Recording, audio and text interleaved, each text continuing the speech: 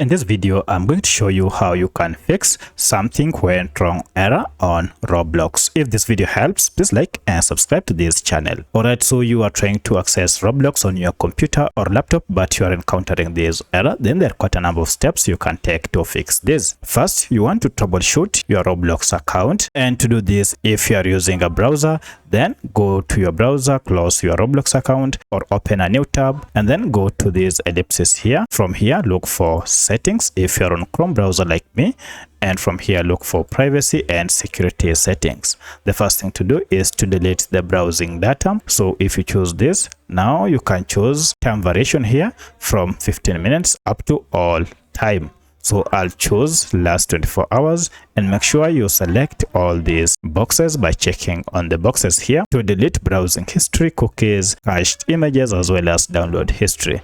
Then go to delete, and this will delete your browsing history data for the above period. Once you are done, now go to your Roblox account and try to open and log in to see if everything is fine. However, if you're still encountering a challenge, you're being told something still went wrong, then check and then see if you're using any VPN or any recently installed security app on your computer or laptop and install it, as this might be causing the problem. But in some cases, even after doing this, you might still encounter the same challenge.